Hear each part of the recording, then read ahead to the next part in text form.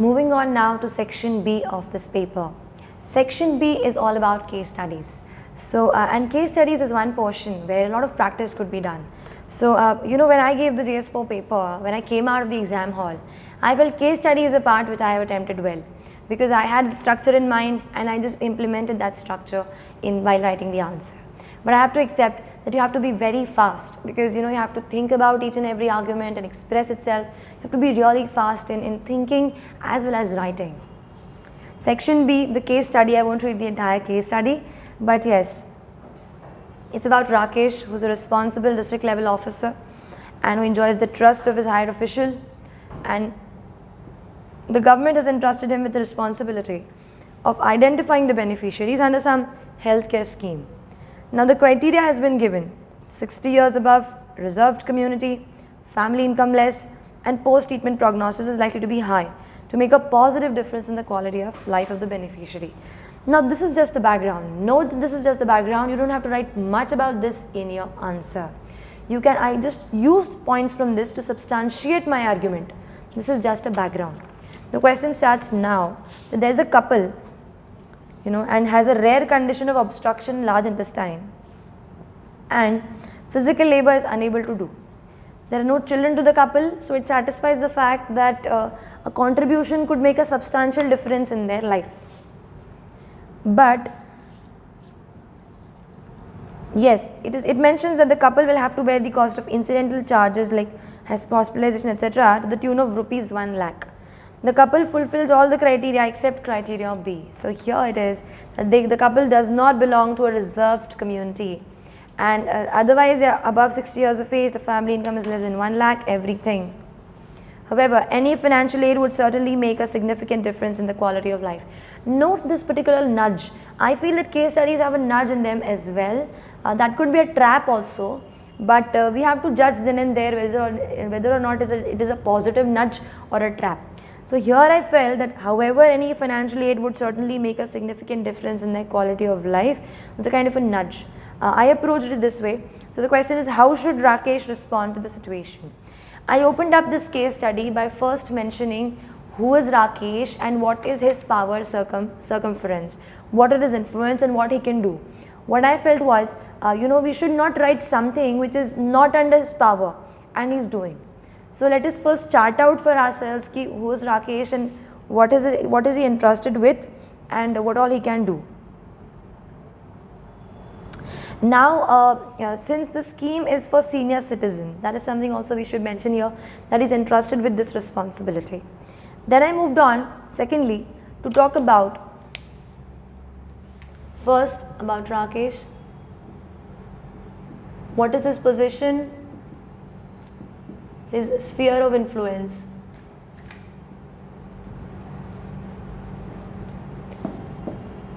Then I mentioned the stakeholders in this particular case. The couple who was a senior citizen and Rakesh was to take a decision. And then the question is about how should Rakesh respond to the situation. Now I feel this was a question where we could develop our own options and then justify the option which we want to take. So I developed the first option as that Rakesh would straightforward refuse to take any action in this regard, conveying the fact that the couple does not fill the criteria of B. But for the pros I said that procedurally it will be very sound. For the cons I said that no, the real purpose of the scheme would be defeated because they won't be able to reach the people who are really poor. So yes, note the case that here the expert surgeon whom they contact is willing to do the surgery without charging any fee. So they don't have to take, the government does not have to take the entire responsibility of this couple. They just need some help from the government to the tune of rupees 1 lakh. Then the second option that I created I developed on that front was that Rakesh would try to help the couple at a personal level, because if he won't be able to do it professionally, he'll be trying to do it personally. For that pros and cons, I also said that pros is that the help will be done, but the cons is that he can't continue doing this for all the people, and this is not something which could solve the entire situation. Then I Then the last final option which I developed and which I justify that I would be taking is that Rakesh would be going through the procedural details and he would be making a specific case in this regard, that this person has no children and any kind of financial aid which could be provided to the tune of 1 lakh could make substantial difference, because they are already getting the surgery done from another place for free. Yes, so I think this is a perfect case where a little bit of support from the government could change the fate of that couple. And so talking about the criteria, I try to justify my point that I would be helping this couple by taking out some amount from this from the fund that is available to identify the beneficiary, because all the rest criteria are being fulfilled at most level, and this is a fit case for going that extra mile, I felt.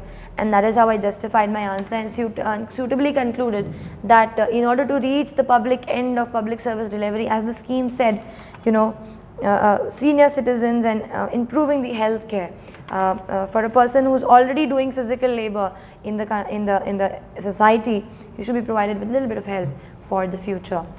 Moving on to the next case study, it is about, as a senior officer in the ministry, you have access to important policy decisions and upcoming big announcements. So this is a kind of a case of conflict of interest and a brush up between a politician and you being an officer. Reading further, such as road construction projects before they are notified in the public domain. Now the ministry is about to announce a mega road project for which the drawings are already in place. Sufficient care was taken by the planners to make use of the government land with minimum land acquisition from private parties. Compensation rate was also finalized. Care was also taken to minimize deforestation. I think the case is being built to tell you how adequate care has been taken in every regard. Environment ke context mein they have taken regard, compensation ke context mein they have taken regard, and planning also has been done very carefully. Once the project is announced, it is expected that there will be huge spurt in real estate prices. Meanwhile, the minister concerned, now here's the twist, here's the question. The minister concerned insists that you realign the road, note the word realign the road, in such a way that it comes close to his 20 acres of house. He also suggests that he would facilitate purchase of a big plot of land. Now here is where, in your wife's name at the prevailing rate, which is nominal, and around the proposed mega road project, he also tries to convince you by saying that there is no harm in it as he is buying the land legally. He even promises to supplement your savings in case you do not have sufficient funds to buy the land. However, by the act of realignment, note this, a lot of agricultural land has to be acquired, thereby causing considerable financial burden on the government. And also displacement of the farmers. See, displacement of the farmers, I feel, is a very important issue which is mentioned here. As if this is not enough, it will involve cutting down of a large number of trees, denuding the area of green cover. There's an angle of environment also. I feel this is a very interesting case study, wherein the nudge was getting very clearer by the day, by the progress of the case. So if you changed the path, then environment issue hai, farmer issue hai, land acquiring is a problem, burden on the government resources is a problem. So all of these are problems here. That means so many problems, and just because of one decision of a nudge of a politician. So I felt the case was really trying to push you to that direction, that how do you say no to that thing. And then I read further, faced with the situation, what will you do? Critically examine various conflicts of interest and explain what are your responsibilities as a public servant. Note the question. We haven't asked you what will you do. We have got a question, critically examine various conflicts of interest. So these are the conflicts of interest that are listed down. That there's a conflict of environment, farmer, acquiring the land, burden on government, and as if this was not enough, there is an ethical angle, because the minister is agreeing to provide you a kickback for realigning this. The minister is giving you a kind of a lollipop to actually attract you, that you will be getting some land in that project area. So ethically, it will come on your integrity. Integrity pe, see that it will impact. So I felt I just listed out these conflict of interests one by one. It's critically examine various conflicts of interest. So what I did in this answer, I first started by telling who I was, a senior officer in the ministry, having access to the mega construction projects and close interaction with the politician. That was me in that situation. Moving on, as the question suggests, I opened up various conflicts of interest that are prevailing in this answer. This opened up all these 1, 2, 3, 4, 5 conflicts of interests which are coming up, and explain. Another question here was not what I will do. The question is, explain what are your responsibilities as a public servant. So I felt that the UPSC was trying to tell us, that it is clear as day that you should not be realigning the land. You just have to tell us what are the responsibilities as a public servant. So, that was the second part of the answer, the more interesting one. What is the responsibility of the public servant? Now in this I said the first responsibility is to maintain the ethical values, not getting lured by any bribe or any conflict of interest, but working wholeheartedly for the public interest, for the interest of the common people. That is what should be the priority for us as a responsibility. That's our responsibility as well. Moving on to other responsibilities, that since the planning has been already done,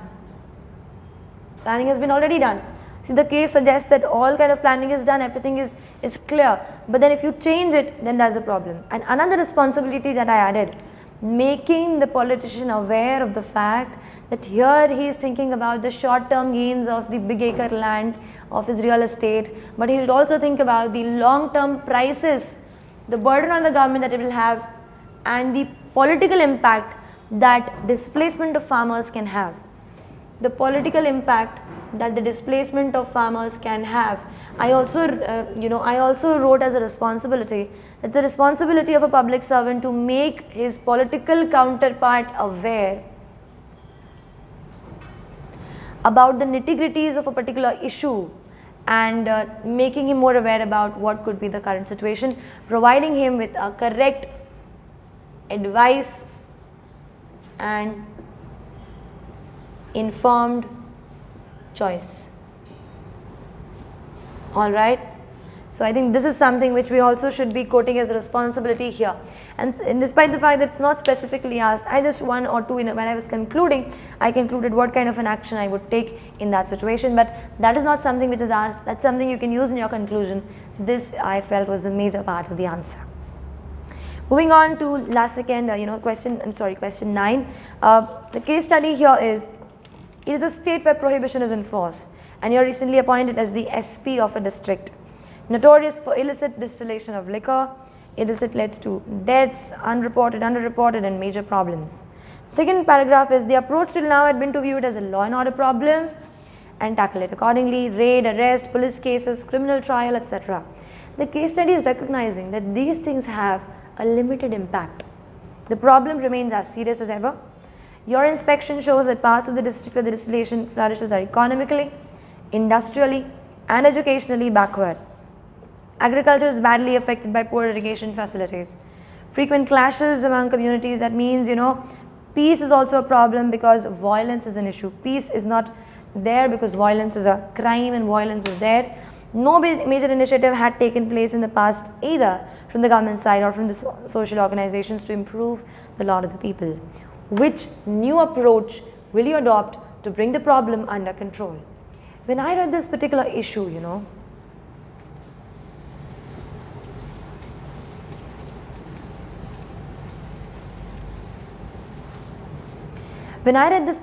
I was just reminded of the case study of Chhattisgarh, when Naxalites are there, and police there is taking innovative approaches, like they are interacting with the children, they're providing them additional money for the girls' marriage, etc. Such kind of a very direct emotional connection the police is trying to develop with the people of the rural areas of Chhattisgarh, so that they do not divert themselves into Naxalite activities. And this, I felt that this was a situation where such kind of an innovative approach was asked. And since it's also given, which new approach will you adopt? So before mentioning about the new approach, what I did was, I first recognized the older approach. Whatever is given in the question, everything is given here, that it's a law and order problem and this and that. I recognize the older approach, that how the older approach is going to have a very limited impact. In the first paragraph, I recognized the older approach, and then I moved on to recognizing, after this, I moved on to recognizing how the particular district has a specific socio-political situation, socio-economic situation, how it has a socio-economic position that, it is backward in different multiple dimensions, and that might be, fueling these illicit distillation of liquor, illicit distillation of liquor. And then I moved on to a newer approach.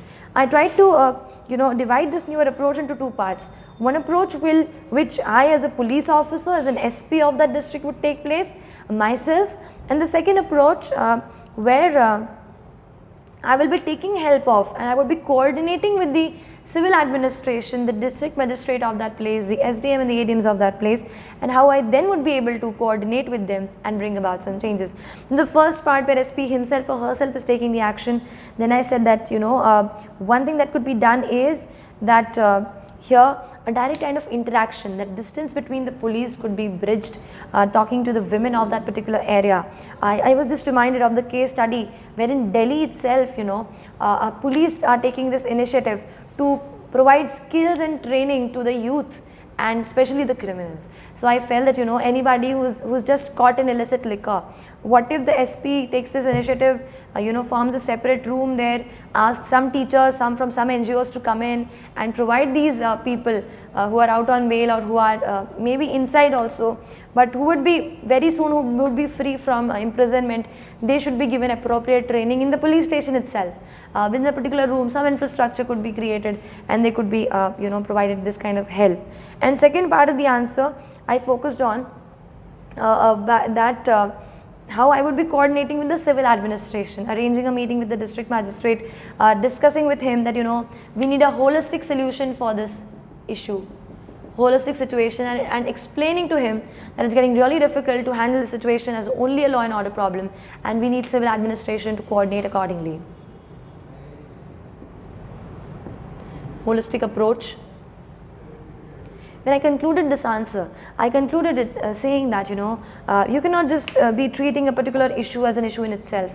Every issue has some or the other connections, and if you really want to go to the root of the problem, if you really want to remove that problem from the society forever, then you will have to go to the root of the problem, and you cannot just be taking, those sleeping pills, or you cannot just be taking painkillers. You have to go to the cure of the issue, and for curing the particular issue, you have to go to the root of the problem and take a multidimensional perspective.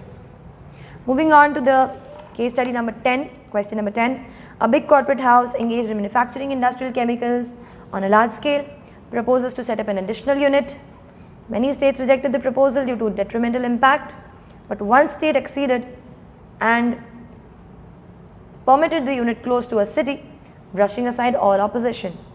And when I was just reading the case, I was reminded of the Thuttukudi case of Tamil Nadu, where a chemical copper manufacturing industry, copper oxide or copper metal and other things were done there, and it was an issue there when I was studying. So that moment I felt that, case study has been generated from that.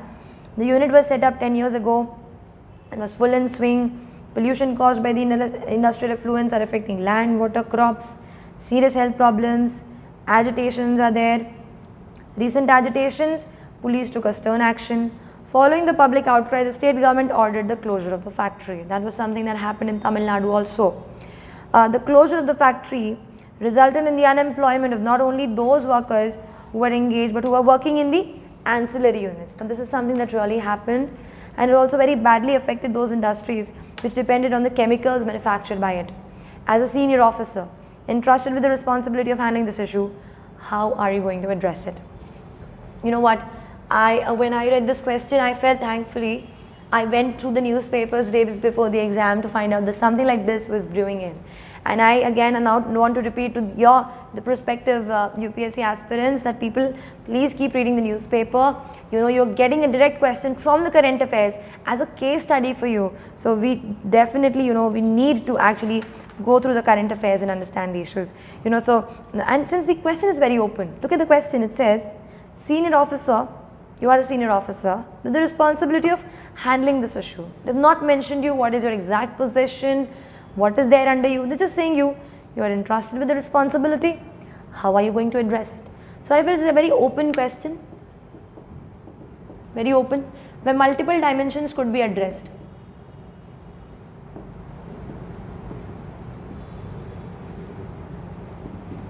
The multidimensional analysis could be done, and then I started by recognizing the issue. What were the problems? So there was the industry, it was harming, its influence were harming the entire land, water, it was also a negative impact on the humans, etc.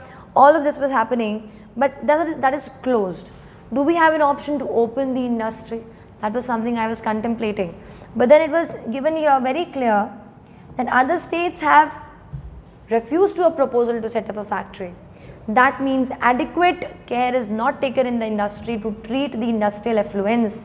So I divided the answer in two parts, whether or not evaluating, whether or not we should reopen the factory or something else. But I focused on that area, that particular factory needs to be closed because it has a lot of detrimental impact on the situation outside. And then I said that, handling these issues, I first tried to chart out the different stakeholders in this issue. Stakeholders are the people, the employed persons, the public which is being harmed, the industry itself, the environment in general, and the government or the police. And since these were the stakeholders and they had, all of them were having some or the other role in this issue, I tried to analyze each of their position in this particular issue. For the employed, I said that we could provide them some alternative employment somewhere else where their skills could be utilized. Then for the public harmed, we could say that, now certain whatever effluents are, whatever chemicals or toxic chemicals are there in the factory. For example, in the Bhopal gas tragedy case, even today the effluents are the contaminated place is there and it continues to harm the water, underground water. So a proper treatment of the particular place is also important. That another on industry, how the industry can take modern technology so that the effluents could be reduced, the negative impact could be reduced on the environment, what steps could be taken. This is how I took up multiple stakeholders. One by one I tried to analyze how should we handle the issue and provided a comprehensive picture, not only on a short term level, but also at a long term level.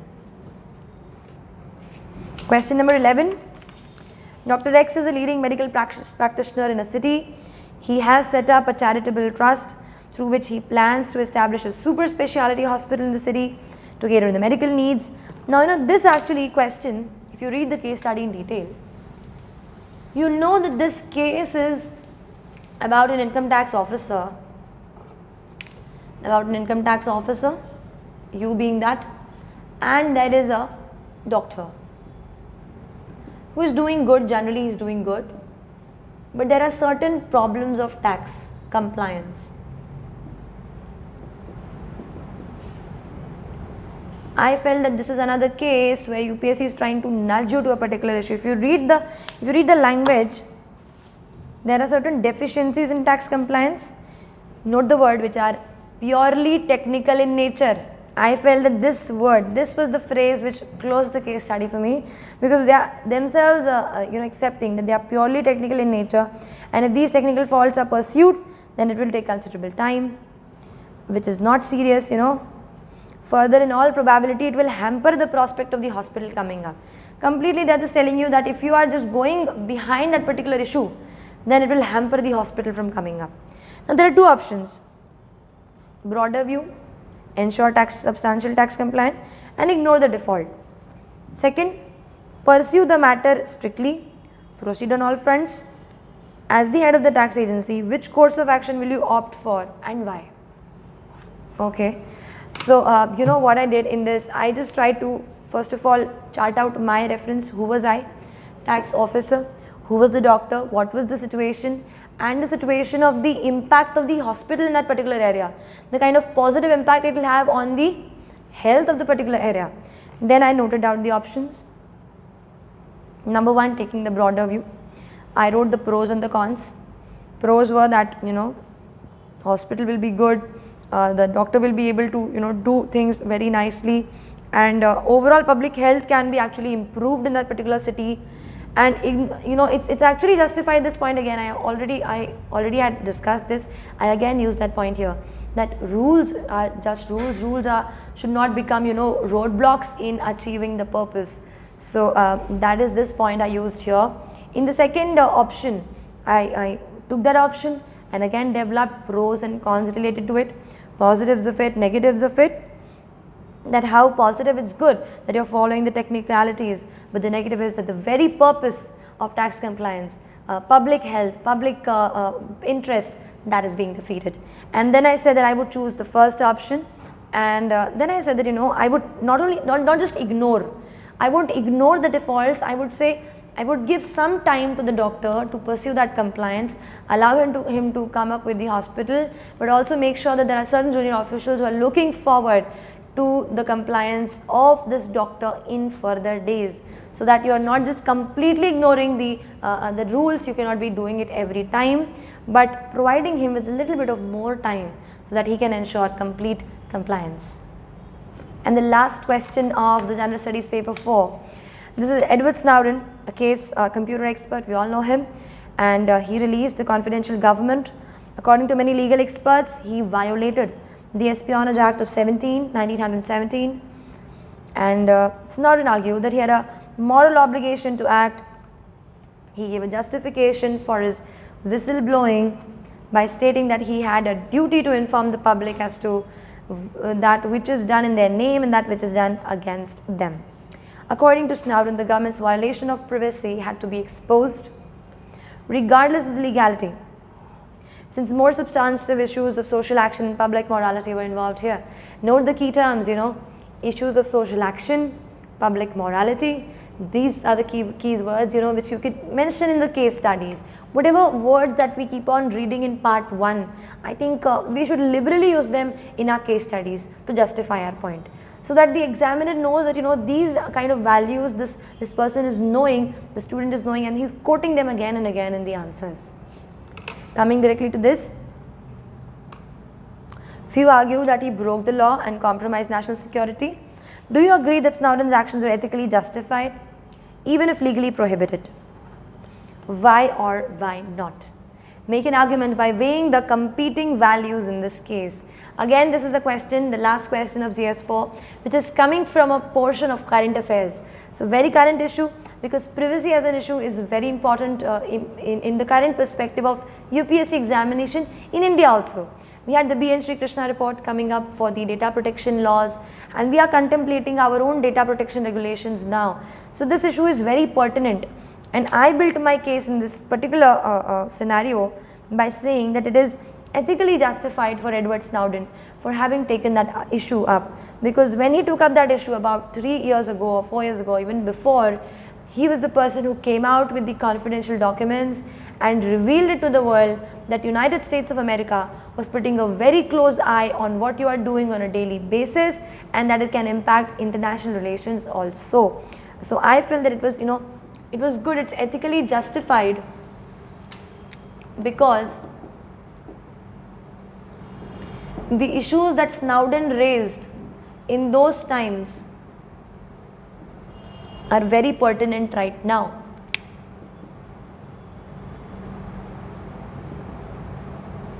In this particular case, I also tried, since it's given, make an argument by weighing the competing values in the case.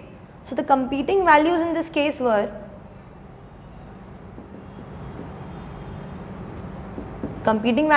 first was that privacy had to be protected of an individual, and it is actually in contrast with the confidentiality.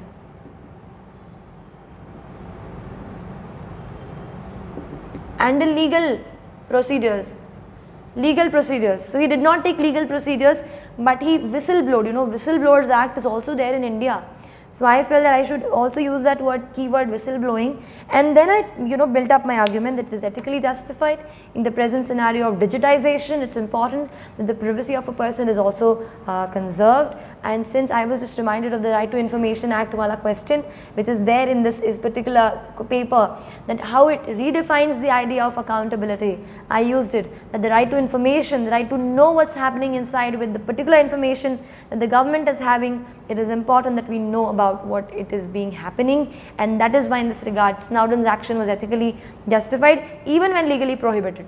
And I was also reminded of a particular issue where legal prohibition is there but something is ethically justified. I was also reminded of women's issues of Sabarimala, or now this has changed, the Supreme Court judgment has come up, but in cases of triple talaq etc., which was legally prohibited, kind of a case you can build up here, one sentence, that how in India this particular contrast between ethical justification and legal prohibition exists. I was also reminded of the case of the LGBTQI community, where earlier the 377, it was legally prohibited, all of those activities, and those people were prosecuted, but how it was ethically justified for the society to help them out. So I built a case not only on privacy, not only on digitization, but I tried to also bring in this particular contrast between ethical justification and legal prohibition.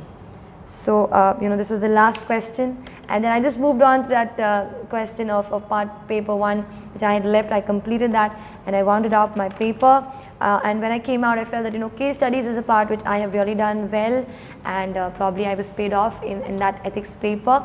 I would I just took you through my analysis during the entire papers. I felt that I have contributed a little bit to your preparation, and I hope that I have contributed. Thank you so much, and all the very best to all of you.